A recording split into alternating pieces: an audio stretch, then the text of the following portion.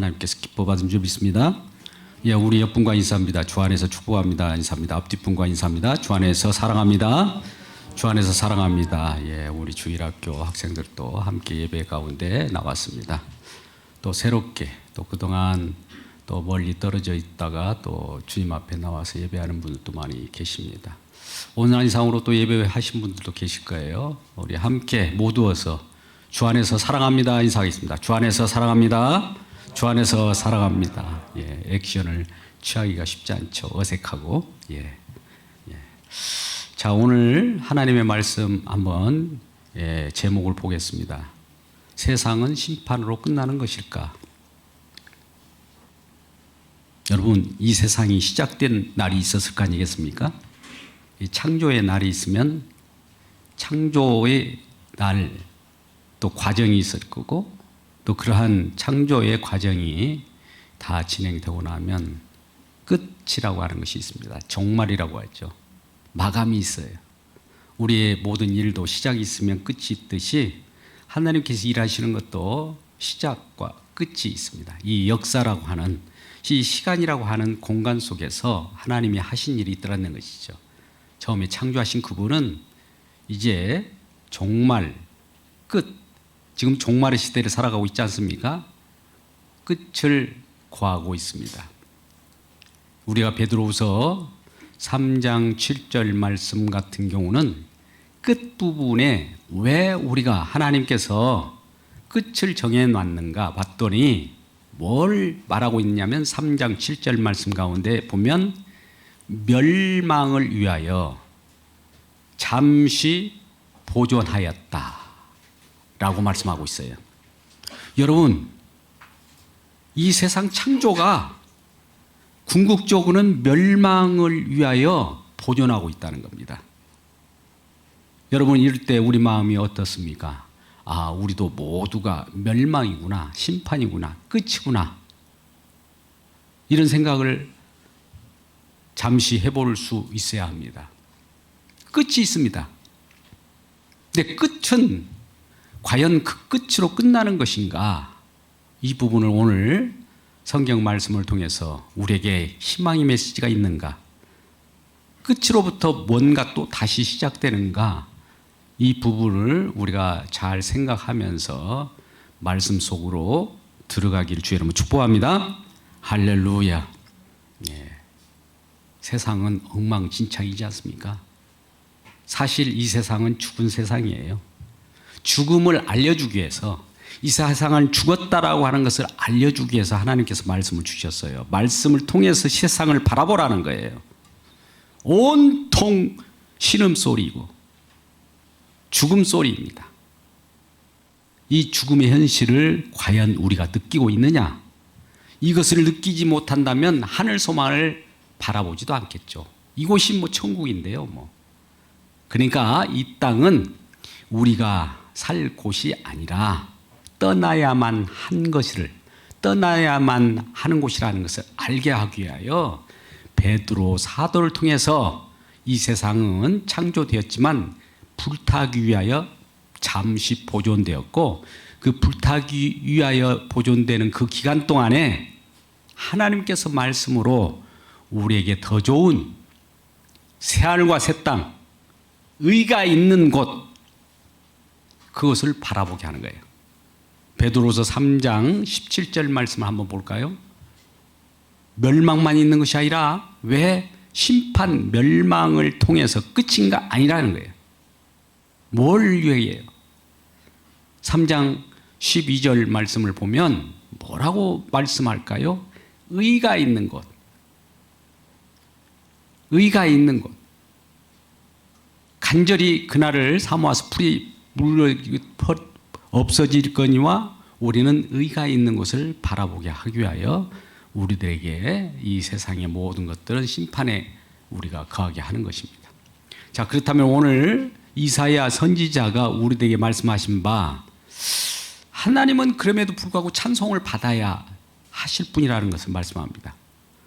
여러분, 우리는 하나님을 찬송하고 하나님께 감사하는 이유가 뭡니까? 하나님이 우리에게 뭔가 해 주셨기 때문에, 하나님께서 은혜를 내려주셨기 때문에, 하나님께서 우리에게 하신 일 때문에 우리가 감사해야 되겠죠. 당연히 그건 당연한 거 아닙니까? 하나님께서 입은 것이 있고 혜택을 입었기 때문에 물론 감사하는 겁니다. 우리가 부모님의 은혜를 잊지 못하고 부모님의 은혜에 감사하는 것 할 수 있죠? 찬양할 수 있죠? 감사할 수 있죠. 그런 것도 감사할 수 있지만 하나님은 우리가 이사야 선지자는 우리와는 다른 찬양과 감사를 합니다. 하나님은 하나님의 어떤 목적하신 바 하나님의 뜻을 세우시고 그 뜻을 그대로 이루어 나가십니다. 확고부동한 그 일을 진행해요. 그것이 1절 말씀 같은 경우는 이와 같이 말씀합니다. 그의 기사가 옛적부터 있었던 하나님의 뜻이 성실함과 진실함 같이 정확하게 행하셨다는 거예요.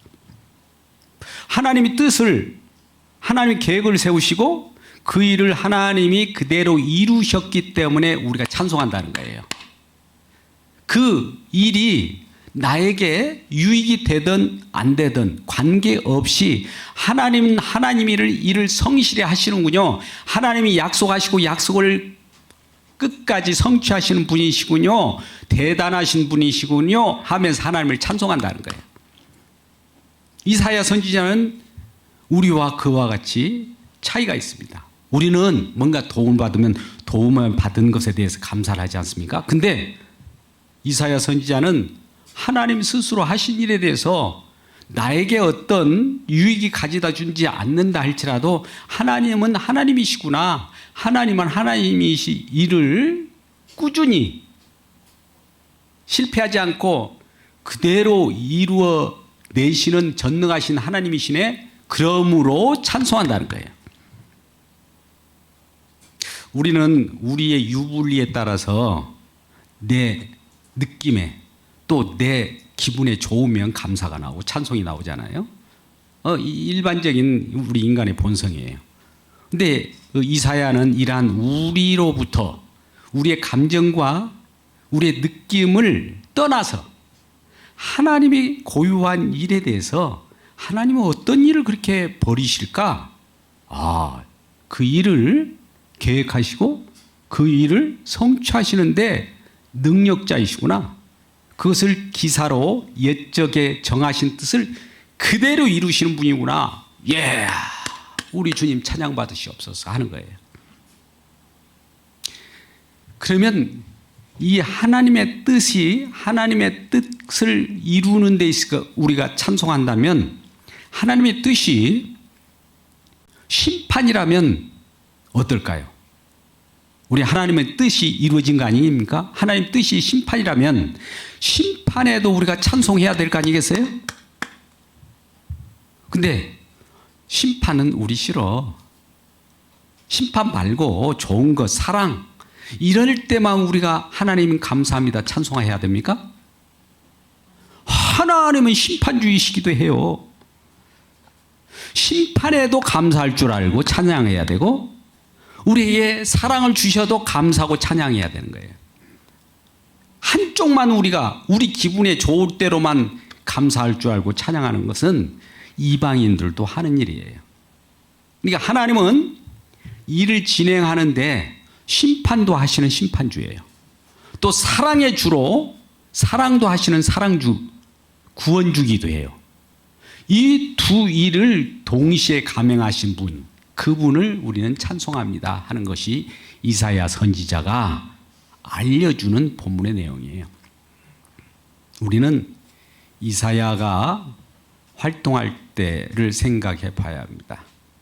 아수르의 이스라엘 백성들이 여러 가지 포갑을 받고 힘들어할 때 그 이사야 선지자가 나타나서 이스라엘 백성들에게 어떤 위로를 주기보다도 처음에는 조롱을 하듯이 예언을 했습니다. 너희들이 이방의 객으로 끌려갈 것이다. 포갑을 받을 것이다. 잡혀간다. 그러니까 이런 소리를 듣는 이스라엘 백성들이 기분이 좋겠습니까? 이사야 선지자를 좋아하지 않았죠. 그럼에도 불구하고 그 예언대로 이루어졌어요. 그대로 끌려갔어요. 그대로 포갑을 받았어요. 아, 하나님 그렇게 말씀하신 대로 그 이스라엘 백성들이 끌려가고 포갑을 받는군요. 하나님 뜻대로 이루어지는 현장을 보니 하나님 찬양받으실 분이군요 라고 하는 거예요. 우리는 이러한 주님의 심판, 주님께서 우리에게 다가오셔서 우리에게 좋은 것만 주시는 것이 아니라 우리의 잘못, 죄악을 지적해내면 우리는 싫어하잖아요. 우리 죄악은 심판받아야 하는 거 아니겠습니까? 아, 그거 마땅할 일입니다 라고 하나님 내 안에 있는 죄악은 심판받아 마땅합니다. 주여 그리하시오니 감사합니다. 이렇게 찬양을 해야 되는 거예요. 그래서 주님의 뜻, 하나님의 뜻이, 여호와의 뜻이 어디에 있느냐? 심판이라는 거예요. 그러면 심판의 내용이 뭘까? 이 심판의 내용이 2절, 3절, 5절의 말씀입니다. 같이 읽어볼까요? 오늘 심판의 내용이 뭔가 한번 같이 읽겠습니다. 시작. 주께서 성읍을 돌무더기로 만드시며 견고한 성을 황폐하게 하시며 외인의 궁성을 성읍이 되지 못하게 하사 영원히 건설되지 못하게 하셨습니다. 강한 민족이 주를 영화롭게 하며 포악한 나라의 성읍이 주를 경외하리다. 이 부분은 결과론적인 것이고요. 5절 말씀을 보겠습니다. 5절 마른 땅에 폭양을 제함과 같이 주께서 이방인의 소란을 그치게 하시며 폭양을 구름으로 가는 것 같이 포악한 자의 노래를 낮추시리라. 여기에 지금 폭양, 여러분 이런 폭양이 뭘까? 태양이 폭염, 오늘날 이와 같이 더운 여름 날씨에는 우리 대한민국에는 그래도 여름이라도 견딜만 합니다. 저 사막에 있는 나라들 보세요.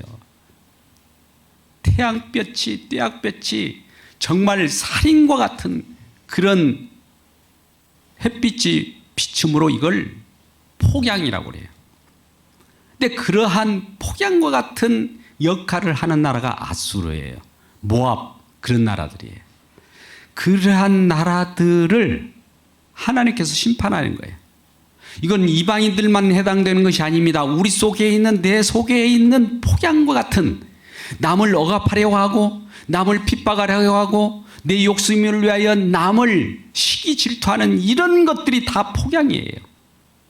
이런 것들을 심판하려고 우리 주님께서 예비하시고 그 일을 하는 것이 심판의 내용이라는 거예요. 그러니까 2절에서 말씀하는 것 같이 이러한 견고한 성읍을 지어서, 아수르라고 하는 그런 나라들은 성이, 대단한 성이 있지 않습니까? 니느웨 성 같은 경우는 아수르의 성이지 않습니까? 성읍이 커요. 그리고 그 성읍을 지키는 힘 있는 장수들이 즐비합니다. 그런 나라들의 성읍을 허물어버리고 황폐하게 만들고 돌무더기가 되게 해버리고 완전히 진토에 깔아뭉개버리겠다는 것이 하나님의 심판의 약속이에요. 그러면 약속대로 이루어질까 안 이루어질까요? 이루어져요. 그럼 아수르라고 하는 나라가 멸망합니까 안 합니까?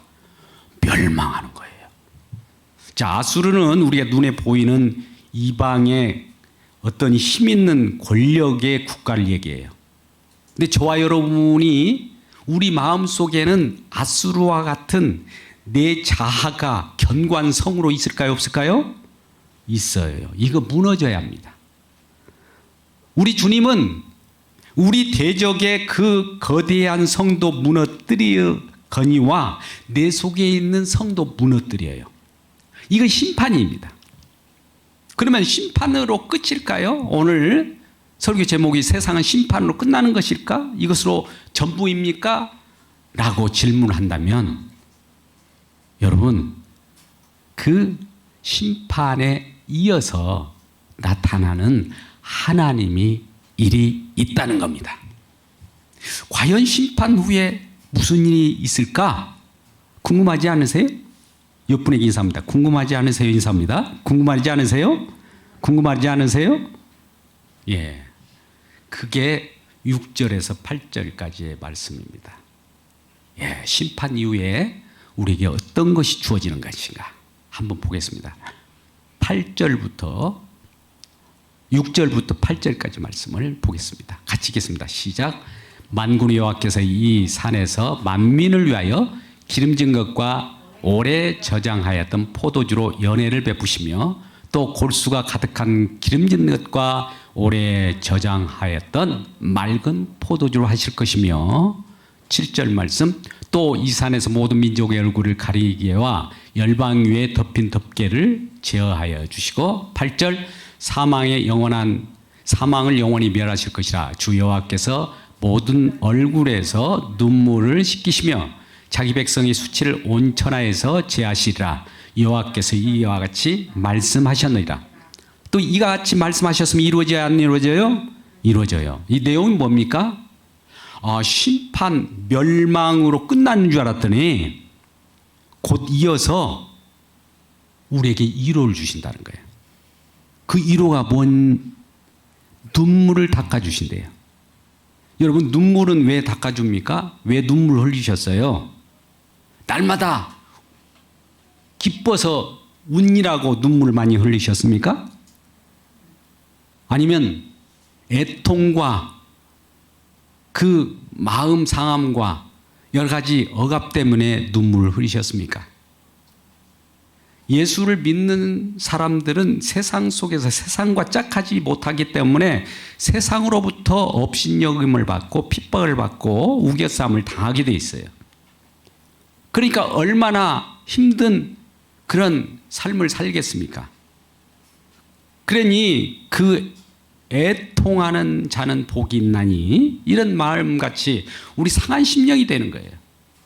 그래서 그런 자를 눈물을 씻어주신대요. 그도 맑은 시냇물가로 데려가셔서 생명수가 있는 곳으로. 우리는 요한계시록 7장 17절 오늘 7월 17일인데 요한계시록 7장 17절 말씀을 보겠습니다. 같이 읽겠습니다. 시작. 이는 보좌 가운데 계신 어린 양이 그들의 목자가 되사 생명수 샘으로 인도하시고 하나님께서 그들의 눈에서 모든 눈물을 씻어 주실 것입니다. 할렐루야. 심판으로 끝난 줄 알았더니 멸망으로 끝난 줄 알았는데 멸망 심판으로부터 다시 시작되는 일이 벌어지는 거예요. 여러분 우리는 왜 이 세상이 멸망이 왔습니까? 아까 그랬잖아요. 창조가 되었는데 창조 속에서 이 세상은 뭔가 유혹을 받아서 이 세상이 흔들렸어요. 온전치 못합니다. 그러면 이 세상을 고치면 되지 않습니까? 라고 얘기하는 사람들이 있어요. 개혁을 해나가자. 뭔가 바꿔나가자. 이렇게 생각하는 사람도 있을지 모르지만 하나님 말씀은 이 땅을 버리십니다.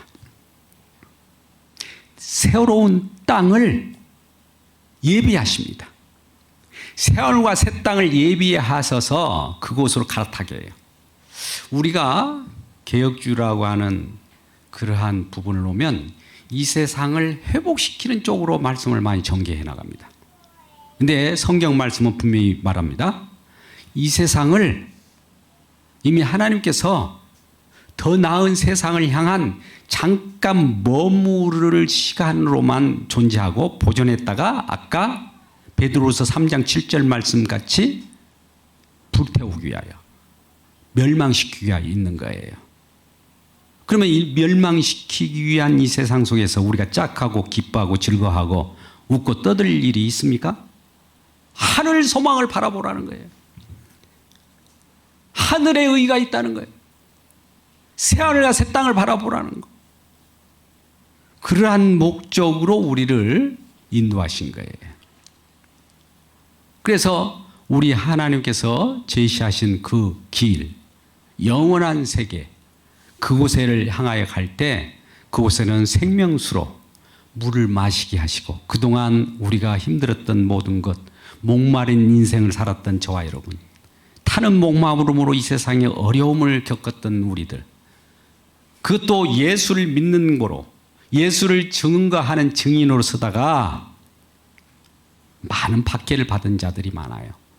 그럴 때 생명수로 목을 죽이게 하시고 또 생명강가로 인도에 있어서 하나님 눈물을 닦아주시고 위로하신다는 거예요. 위로의 하나님. 심판 뒤에는 위로가 있다는 거예요. 그뿐입니까? 하나님께서는 우리에게 잔치를 베푸신대요. 6절 말씀 보세요.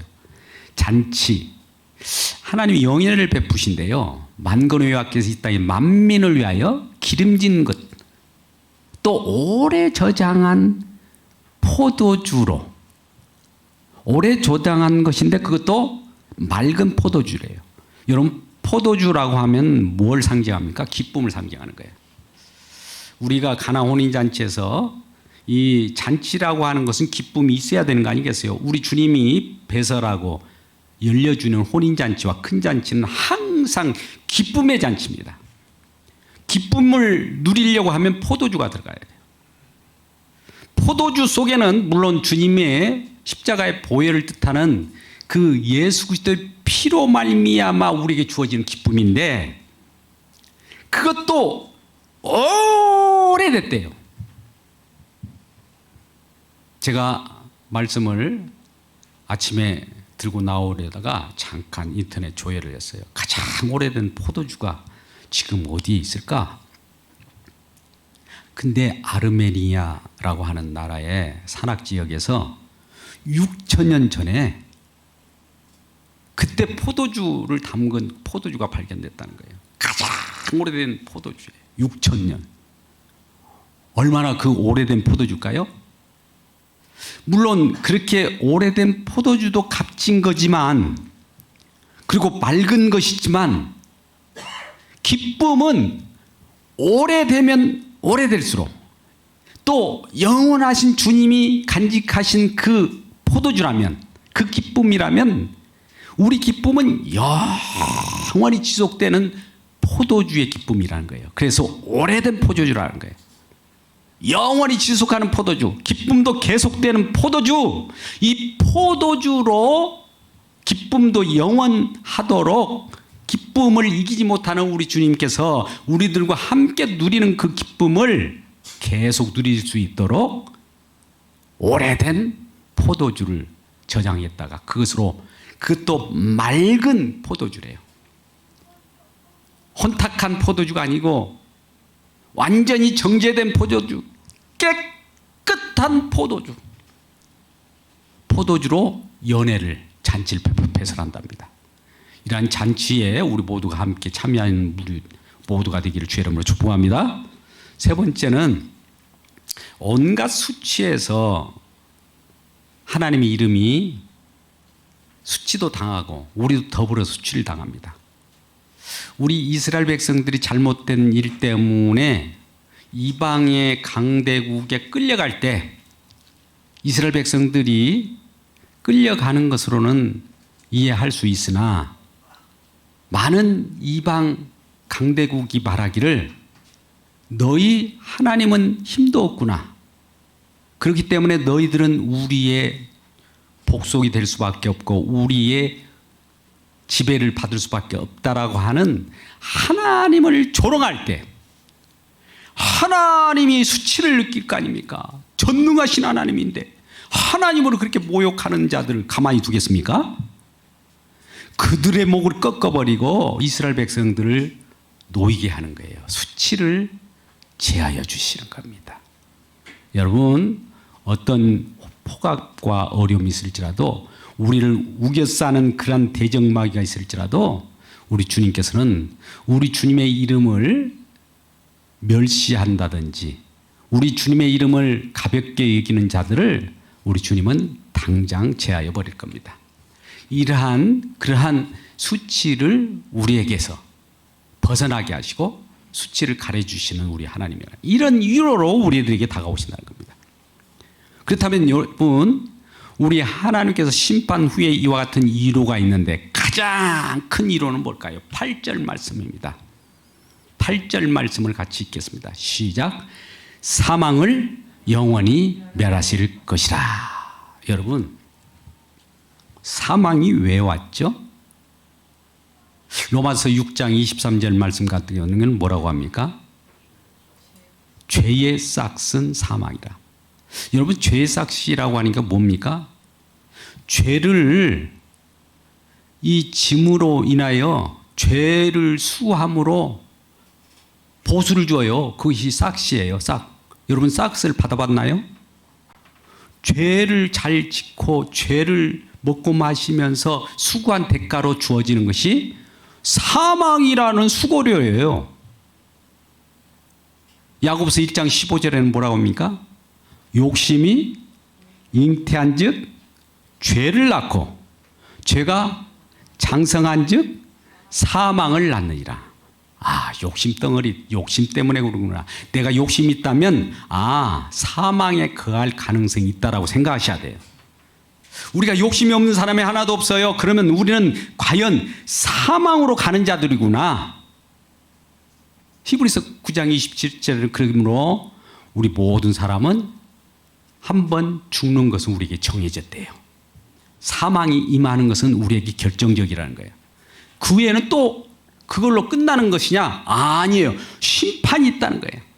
뭐 심판으로 끝나는 것이냐? 오늘 심판으로 끝나는 부분이 우리의 초점이 있는 것이 아니라 세상 멸망으로 끝이냐? 심판으로 끝이냐? 이것이 아니라 그 위에 심판과 동시에 이루어지는 것이 있어요. 구원입니다. 여러분, 구원이나 영생은 그냥 구원이 일어나는 것이 아니고 그냥 영생이 일어나는 것이 아니라 심판과 동시에 구원이 일어나요. 멸망과 동시에 영생이 일어나는 거예요. 이게 한 쌍이에요. 그래서 세상은 심판으로 끝나는 것이 아니라 심판 속에서 우리를 살리시는 영원한 영생을 주기 위하여 하나님께서 우리에게 큰 일을 하셨다는 겁니다. 그 큰 일이 오늘 8절의 말씀과 같이 사망을 깨뜨린 거예요.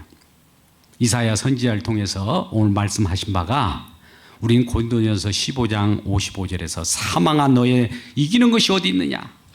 사망아 너의 쏘는 것이 어디 있느냐? 사망이 쏘는 어떤 독침 어디 있느냐 이거예요. 사망은 예수 그리스도 안에서는 다 사라져버린다는 거죠.